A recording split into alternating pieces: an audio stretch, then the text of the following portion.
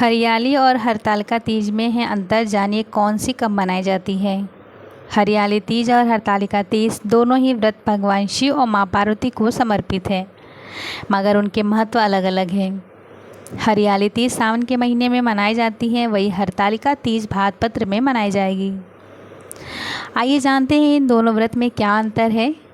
हरतालिका तीज माता पार्वती की कठोर तपस्या का प्रतीक है। पति की दीर्घ आयु और सुखद जीवन के लिए व्रत करती हैं महिलाएं। हरियाली तीज और हरतालिका तीज को लेकर कुछ लोग एक ही समझ लेते हैं, मगर ये दोनों व्रत अलग अलग होते हैं। हालांकि यह दोनों ही त्यौहार भगवान शिव और माता पार्वती को समर्पित हैं, मगर दोनों का महत्व अलग अलग होता है।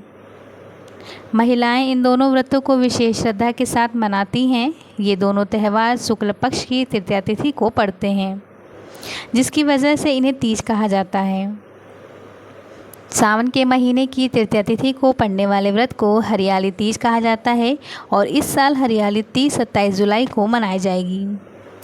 वहीं भाद्रपद की तृतीया तिथि को पड़ने वाले व्रत को हरतालिका तीज कहा जाता है।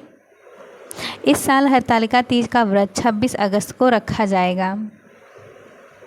दोनों व्रतों का महत्व। इन दोनों व्रतों में भगवान शिव और माता पार्वती की विधि विधान से पूजा की जाती है। विवाहित महिलाएं पति की लंबी आयु और सुखद वैवाहिक जीवन के लिए यह व्रत करती हैं।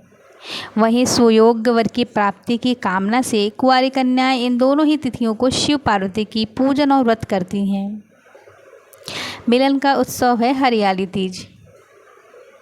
धार्मिक मान्यताओं के अनुसार कई जन्मों की तपस्या के बाद माता पार्वती को इसी दिन भगवान शिव को अपनी पत्नी के रूप में स्वीकार किया था।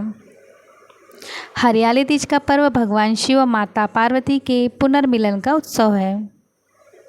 मान्यता है कि हरियाली तीज का व्रत करने से वैवाहिक जीवन में सुख समृद्धि आती है।